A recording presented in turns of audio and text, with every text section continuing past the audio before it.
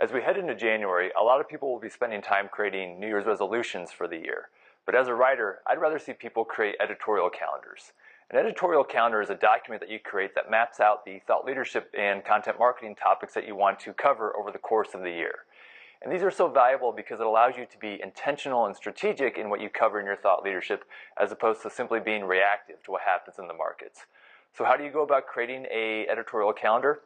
Well, you start by thinking about what are the main topics that you want to cover over the course of the year. This is basically a Venn diagram of the overlapping parts between what are you qualified to talk about and what does your audience care about.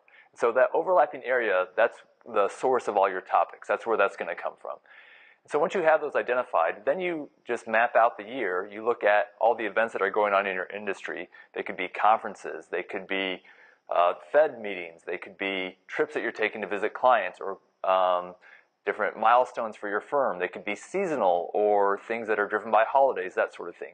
You want to map out all the different things that could be relevant to your industry, either directly or tangentially, and put those on the calendar for the year. And then look to see if there's opportunities where there's alignment between what you want to talk about, those topics that you want to cover, and a natural news peg that occurs during the calendar year.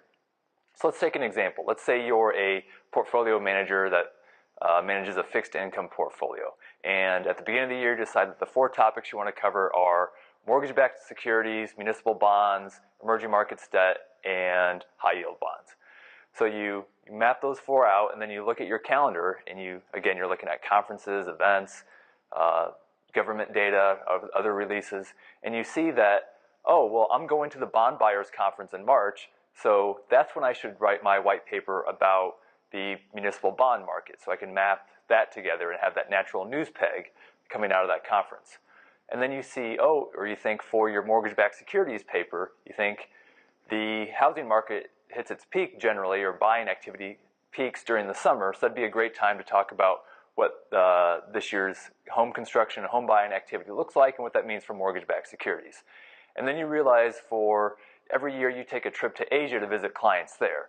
Well, that would be a great time to release your white paper, or soon thereafter, for emerging markets debt. And you can bring back or work in some insights from your trip to Asia.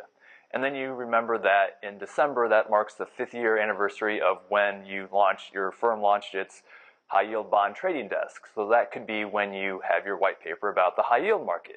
Again, you're looking for these natural news pegs to hang your content to. It'll make it more relevant, more timely, and more interesting for your audience.